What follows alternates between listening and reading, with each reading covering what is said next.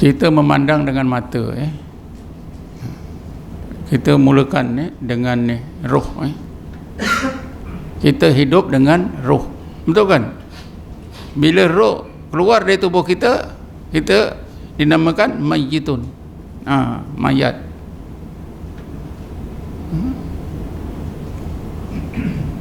Tetapi roh itu, tuan-tuan, Allah Ta'ala sebutkan dalam Quran, Bismillahirrahmanirrahim, Qulir ruh min amri rabbi. Katakan ya Muhammad, roh itu adalah urusan Allah. Dari segi syariatnya, kita hidup dengan roh. Hakikatnya Allah, betul kan? Karena apa? Roh itu urusan Allah. Kita hidup dengan roh. Rupanya bila kita pandang dari segi hakikat, rupanya Allah menghidupkan kita. Yuhyi wa yumit. Akhirnya dia jatuh mati, terlanggar mati. Hakikatnya Allah yang mematikan dia. Yuhyi wa yumit. Bukan senang, tuan-tuan, nak tengok, nak apa seseorang mukmin ni dia nampak lebih kuat nampak hakikatnya daripada syariatnya. Macam kita ni memang betul lah syariatnya tu, entah berapa persen wallahu alam, tapi yang pastinya syariatnya itulah yang kuat memayungi kehidupan kita. Hakikatnya itu bila dengar-dengar macam ini baru sikit-sikit besok dah lupa, dah lagi lama lagi lupa. Sehingga orang marah kita, tiba-tiba orang marah, syariatnya orang itu marah kita. Hakikatnya Allah nak menzahirkan, nak tunjukkan kepada kita yang kena marah tadi apa dia, sifat-sifat keagungannya, mutlak kehendaknya, mutlak kekuasaannya. Tapi berapa orang yang boleh melihat hakikat?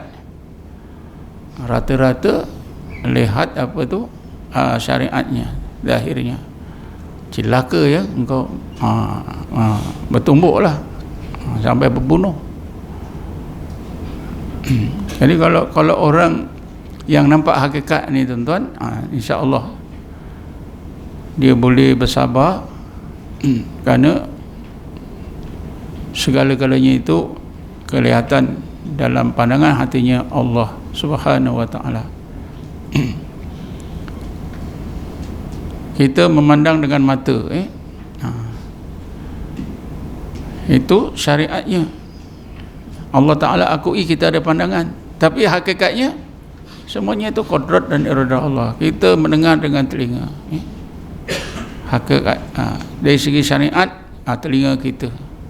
Sebab apa? Kalau telinga rosak pun tak dengar. Sebab tu ada orang pekak, ada orang buta.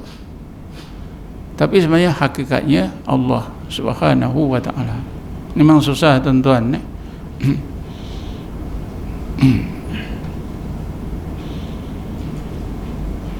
Kita tengok semua benda-benda ada. Ini semua makhluk-makhluk Allah, kejadian-kejadian Allah, wujudnya ada. Tapi hakikatnya macam mana? Hakikatnya, kalau kita tengok hakikatnya hilang. Wujud segala makhluk itu apa? Wujud yang majazi, wujud yang mumkinal wujud, bergantung kepada wujudnya Allah Subhanahu wa ta'ala. Macam mana kita nak nampak semua kejadian ni, semua yang wujud makhluk yang ada ni bergantung pada wujud Allah? Macam mana kita nak nampak? Macam mana kita boleh sedar? Kerana kita tidak dikurniakan oleh Allah, dihidupkan hati, diberi cahaya, maka kita tak boleh. Jadi kita belajar, kita hikam ni, memahami hikmah-hikmah seperti ini, tentulah menghadapi kesukaran, susah. Kita tak terfikir kalau kita ada pengalaman yang minima dalam perkara-perkara seperti ini, mungkin mudah kita faham. Bukan alam kita. Kita fikir dengan akal. Kita semua timbang dengan apa ni, alam yang zahir. Hakikat ini dia menggunakan roh, menggunakan hati, aspek rohani. Sedangkan kita tak mempedulikan pun macam mana keadaan rohani kita.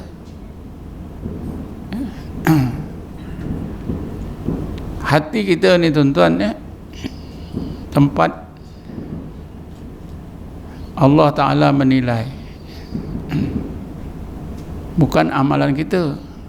Kalau Rasulullah bersabda, innallaha la yanduru ila a'malikum wala ila suwarikum walakin yanduru ila qulubikum. Sungguhnya Allah tak melihat semata-mata amalan kamu, semata-mata rupa kamu, akan tapi Allah melihat, menilai hati kamu. Itulah hati yang boleh digunakan untuk memandang hakikat. Inilah yang dinilai oleh Allah SWT. Hati itu bersifat dengan berbagai sifat yang baik, berkeadaan dengan keadaan yang baik. Dalam bahasa tasawufnya, ahwal qalbiyah, itu sifat-sifat hati. Maqamat qalbiyah, hal keadaan hati yang baik. Jadi kalau ahwal qalbiyah dan maqamat qalbiyah yang baik, seperti hati orang-orang ulul albab, golongan ulul albab itu mempunyai sifat hati yang baik dan mempunyai ahwal qalbiyah yang baik.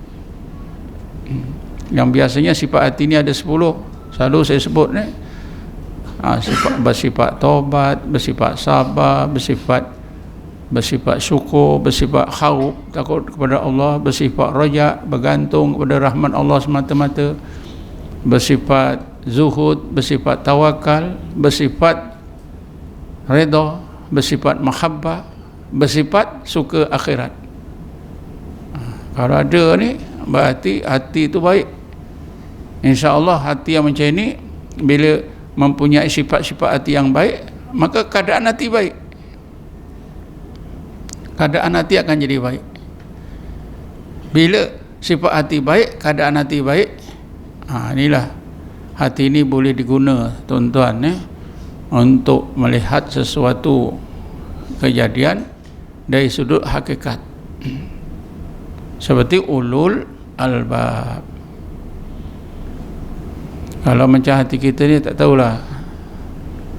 Hati kita ni tak tahu. Kalau hati mukmin pun dah cukup, hati muslim pun dah cukup, takut bawah daripada itu.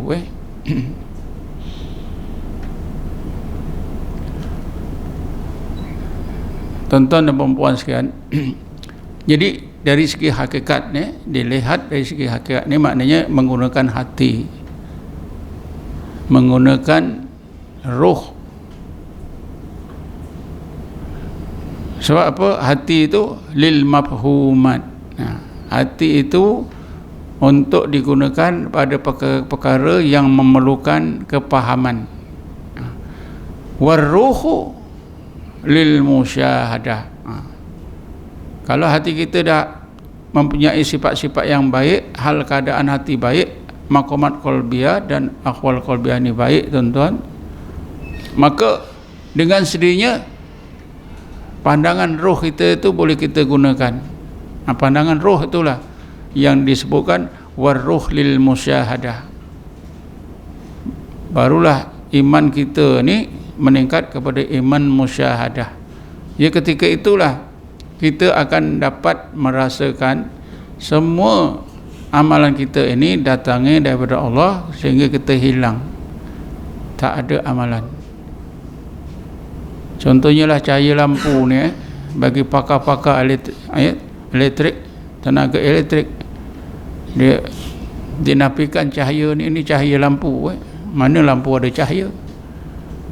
Itu kalau kita nak guna sebagai satu pendekatan untuk memudahkan kita faham. Tapi tenaga elektrik dengan cahaya lampu ni, ini secara mulazamah. Kalau kita ingat dalam kitab-kitab, kalau kita ingat ketika kita belajar ilmu tauhid ni, hubungan antara sebab dan musabab itu mulazamah. Ada api biasanya membakar, tapi ada kalanya tak membakar. Itu mulazamah namanya. Jatuh biasanya patah, ada jatuh tak patah. Jatuh tingkat 13 ke bawah tak patah. Elok je. Kerana apa? Mulazamah. Makna mulazamah, biasanya api itu membakar kalau dikehendaki, tapi kadang-kadang tak membakar bila Allah tak kehendaki. Itu hubungan antara sebab dan musabab, macam tenaga elektrik dengan cahaya lampu ni. Ni sebab, hubungan sebab dengan musabab. Adapun hubungan qadrat iradah Allah dengan apa yang berlaku, ya, adalah dikehendaki, dikehendaki oleh Allah Subhanahu wa ta'ala, dengan kehendak dia, dengan qadrat dia, bukan secara mulazamah. Sebab itu tak boleh nak disamakan. Cuma kita gunakan sebagai satu pendekatan saja, tak apa, kerana tidak sama sebenarnya antara hubungan qadrat iradah Allah dengan perbuatan kita ini. Dengan tenaga elektrik, dengan cahaya lampu ni lain ni. Itu makhluk, itu sebab musabab. Qadrat iradah Allah ni dengan perbuatan kita ni lain. Sengaja dikehendaki oleh Allah dengan qadrat dan iradahnya. Tapi sebagai satu kaedah yang membantu kita untuk faham, tu tidak apa. Sebab dalam kitab-kitab tauhid pun selalu digunakan misal, contoh, semua benda di dunia ini ada tukang yang membuatnya. Bangku ada tukang yang membuatnya, rumah ada tukang yang membuatnya. Saya ingatlah dulu belajar tauhid darjah 4, darjah 5 sekolah agama Johor. Tidak ada benda-benda, ya, yang kita gunakan itu tiba-tiba dia ada dengan sendiri. Semuanya ada tukang, ada orang buatnya. Jadi akhirnya dibawalah kepada, kalau begitu maka dunia ini tentulah ada yang menjadikannya, iaitulah Allah Subhanahu wa ta'ala. Tidak boleh ada dengan sendiri. Jadi kan itu satu pendekatan. Kita diajak berfikir, bangku pun ada yang buat, tak ada bangku tu tiba-tiba ada dengan sendiri. Apa saja, semua ada tukang buat. Jadi kalau gitu, takkanlah alam macam ni besar, macam ni lengkap, tak ada yang membuat, tiba-tiba ada je. Itu kan satu pendekatan, ya.